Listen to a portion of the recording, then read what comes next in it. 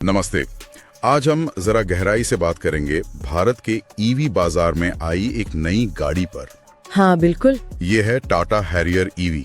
हमारे पास इसके लॉन्च से जुड़े कुछ डिटेल्स हैं जी। कुछ लेख हैं और हमारा मकसद है ये समझना कि भाई इस नई इलेक्ट्रिक एसयूवी में आखिर ऐसा क्या खास है और मतलब इंडियन ईवी स्पेस में इसके आने का क्या मतलब हो सकता है। सही बात है। तो चलिए देखते हैं क्या क्या है इसमें। हाँ, ये हैरियर ईवी जो 3 जून 2025 को लॉन्च हुई है काफी चर्चा में तो है और टाटा इसके जरिए ना वो प्रीमियम इलेक्ट्रिक एसयूवी सेगमेंट में अपनी पकड़ मजबूत करना चाह रहा है। अच्छा, तो शुरुआत करें इसकी कीमत और ये कब मिलेगी उससे। बिल्कुल। तो जैसा आपने कहा लॉन्च 3 जून को हुआ। बुकिंग सुना है जुलाई की शुरुआत में शायद 2 या 3 तारीख से खुल रही हैं। हाँ। और शुरुआती एक्स शोरूम कीमत रखी है 21.49 लाख रुपए। इसमें एडवेंचर, फियरलेस और एम्पावर्ड वेरिएंट्स हैं और एक स्पेशल एडिशन भी है, स्टेल्थ एडिशन, वो मैट ब्लैक फिनिश वाला। अच्छा, वो मैट फिनिश आजकल काफी चल रहा है। हाँ बिल्कुल। कीमत तो सुनने में आकर्षक लग रही है पर ईवी का जो असली खेल है वो तो रेंज और परफॉर्मेंस का होता है। सही कहा। तो उस मोर्चे पर Harrier.ev कैसी है? देखिए, इस मामले में काफी विकल्प दिए गए हैं। 2 बैटरी पैक्स है, एक 65 किलोवाट आवर का और एक बड़ा 75 किलोवाट आवर का। ओके। और ये LFP बैटरीज हैं, मतलब लिथियम फेरोफॉस्फेट। ये आजकल काफी पॉपुलर है, अपनी सेफ्टी और लाइफ के लिए जानी जाती हैं। हाँ सुना है। रेंज की बात करें तो कंपनी का दावा है 627 किलोमीटर तक का। 627? हाँ, पर ये MIDC साइकिल के हिसाब से है जो अपना इंडियन टेस्टिंग स्टैंडर्ड है।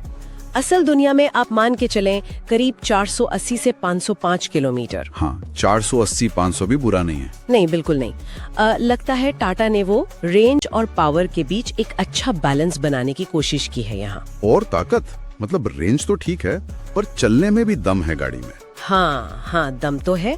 एक ऑल व्हील ड्राइव मतलब AWD वर्जन है।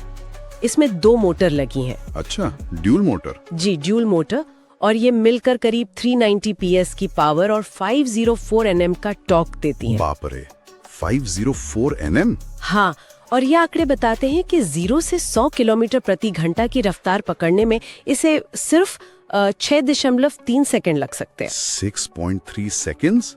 एक हैरियर जैसी एसयूवी के लिए ये तो बहुत तेज है। बिल्कुल तेज है। और अगर किसी को AWD नहीं चाहिए तो एक बेस वेरिएंट भी है, वो रियर व्हील ड्राइव है, RWD। ओके। उसमें एक मोटर से लगभग 235 PS की पावर मिलती है, वो भी काफी है वैसे। हाँ, 235 PS भी काफी है रोजमर्रा के लिए, पर ये AWD वाला तो कमाल लग रहा है। और आपने कहा AWD, तो क्या ये सिर्फ नाम का AWD है या सच में ऑफ रोडिंग कर सकती है? सुनने में आया था कि VIC में, मतलब बुद्ध सर्किट पर इसकी ऑफ रोड टेस्टिंग हुई है। हाँ बिल्कुल हुई है, और ये सिर्फ नाम का नहीं है। AWD वेरिएंट जो है जिसमें आगे 158 PS और पीछे 238 PS की मोटर है, उसने टेस्टिंग में अच्छा परफॉर्म किया है। अच्छा जी, इसमें बाकायदा off road assist, hill descent control, hill ascent control और अलग अलग टेरेन मोड भी हैं, जैसे rock mode, sand, mud, snow, ये सब।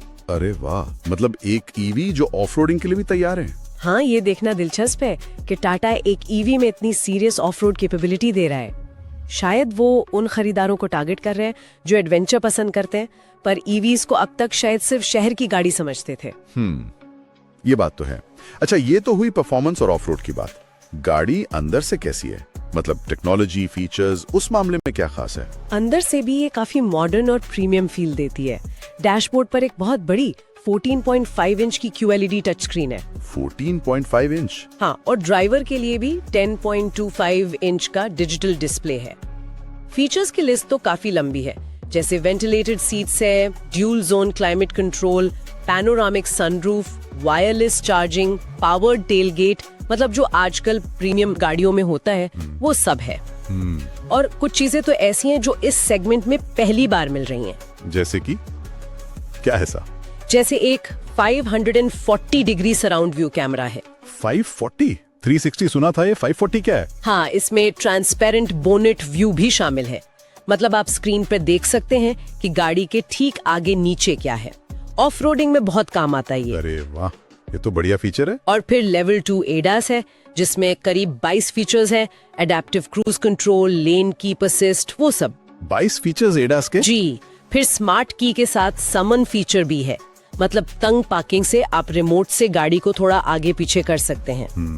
ड्राइव पे है और V2L और V2V टेक्नोलॉजी भी है। V2V मतलब व्हीकल टू लोड और व्हीकल टू व्हीकल। हाँ, यानी आप गाड़ी की बैटरी से बिजली लेकर कोई उपकरण चला सकते हैं या जरूरत पड़ने पर दूसरी ईवी को चार्ज भी कर सकते हैं। अच्छा, तो साफ है कि टाटा इसे फीचर्स के मामले में अपने सेगमेंट में मतलब सबसे आगे रखना चाहता है। वाकई फीचर्स की लिस्ट तो बहुत इंप्रेसिव है। चार्जिंग का क्या सीन है? कितनी तेजी से चार्ज होगी? चार्जिंग के लिए ये 120 किलोवाट तक की डीसी फास्ट चार्जिंग सपोर्ट करती है। 120 किलोवाट? हाँ, उससे बैटरी को 20 से 80% चार्ज होने में करीब 25 मिनट लगेंगे। बस 25 मिनट? हाँ, ये तो बहुत अच्छा है। हाँ, डीसी फास्ट चार्जिंग के हिसाब से काफी तेज है। और घर पर चार्जिंग के लिए 3.3 किलोवाट और 7 किलोवाट एसी चार्जिंग के ऑप्शंस भी हैं। ठीक है। और सेफ्टी, इतने सारे फीचर्स हैं, AWD है, ADAS है, सेफ्टी का भी ध्यान रखा होगा। हाँ, बिल्कुल। सेफ्टी पर भी फोकस है। वेरिएंट के हिसाब से 6 या 7 एयरबैग्स मिलेंगे। ABS, EBD, ESP, hill hold assist, auto parking brake, ये सब तो स्टैंडर्ड हैं ही। और जैसा हमने ADAS लेवल 2 की बात की, उसमें auto emergency breaking, intelligence, speed assistance जैसे कई एक्टिव सेफ्टी फीचर्स भी शामिल हैं। तो सेफ्टी के लिहाज से भी ये काफी मजबूत लगती है। तो कुल मिलाकर देखें तो बाजार में ये कहाँ फिट होती है? कौन है इसके मुख्य प्रतिद्वंदी? देखिए, टाटा इसे एक प्रीमियम लाइफस्टाइल इलेक्ट्रिक SUV की तरह पोजीशन कर रहा है। अच्छा, इसका मुकाबला होगा मुख्य रूप से MG ZS EV, BYD Atto 3 और जो आने वाली गाड़ियां हैं जैसे Hyundai Creta EV, महिंद्रा की XUV 380 या शायद XEV 9e जैसी कोई SUV और मारुति की e-Vitara। अच्छा, तो कंपटीशन तगड़ा है और बढ़ेगा भी। बिल्कुल। Harrier.ev और जो आने वाली Sierra.ev है, उसके साथ टाटा का इरादा साफ है। वो इंडियन EV मार्केट में अपनी लीडरशिप को और पक्का करना चाहते हैं।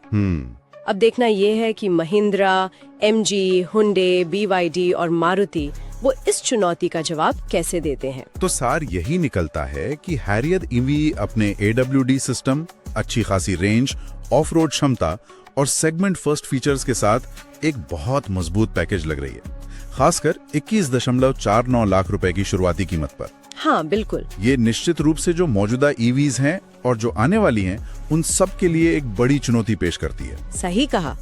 और अंत में एक सोचने वाली बात छोड़ जाते हैं। हाँ, इसमें V2L V2V टेक्नोलॉजी है, मतलब गाड़ी से बिजली लेना या देना।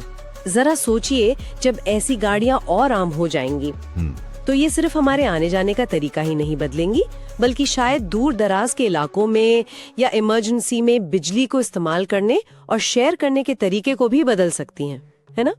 हाँ, ये तो है। मतलब ये सिर्फ एक कार नहीं, एक तरह का चलता फिरता पावर बैंक भी बन सकती है। बिल्कुल, ये एक दिलचस्प पहलू है सोचने के लिए।